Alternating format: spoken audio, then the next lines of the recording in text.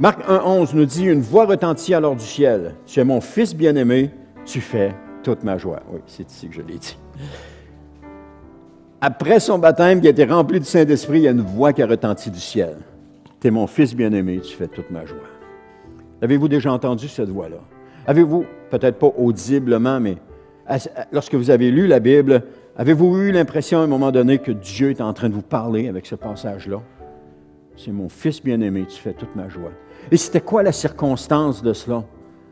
C'est que vous aviez obéi peut-être à ce que Dieu avait dit, ou encore vous étiez en train vous marchiez pleinement dans l'obéissance à Dieu, et là vous avez entendu la voix d'approbation de Dieu, qui dit, tu es mon fils ou tu es ma fille bien-aimée. Je l'ai entendu, cette voix-là. Mais c'était jamais dans des moments où est-ce que j'avais péché, où est-ce que j'avais tombé, où est-ce que c'était pas dans ces moments-là. Mais c'était dans les moments où est-ce que j'étais en train d'obéir à Dieu.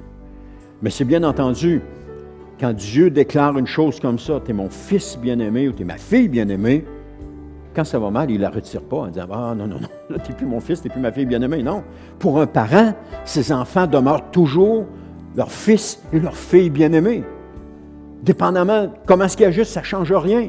L'amour que des parents ont pour leurs enfants, l'action des enfants ne change rien à l'amour qu'ils ont pour eux. Ils continuent de les aimer quand même. Ils ont cet amour-là, c'est à l'intérieur, ils continuent de les aimer. Ça, c'est ça l'amour de Dieu. Je disais déjà dans le passé, si vous voulez savoir c'est quoi l'amour de Dieu pour vous, regardez l'amour que vous avez, vous, pour vos enfants.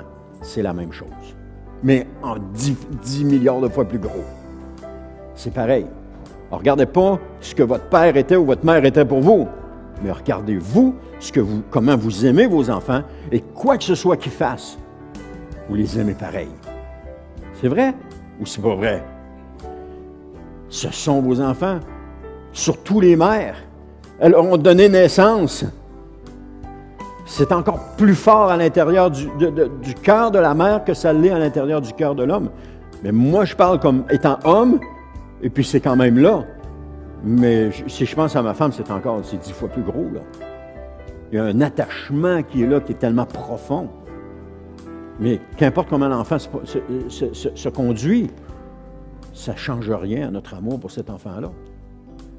Des enfants qui ont été des criminels notoires, qui ont été en prison, leur mère était toujours là en train de les aimer. C'était extraordinaire. Alors pour chacun de nous, quelle que soit la vie qu'on a menée avant, Dieu nous aime. Et quelle que soit la vie que nous menons aujourd'hui, ça ne change rien à l'amour que Dieu a pour nous. Ce qui change de quoi? C'est notre obéissance à Dieu.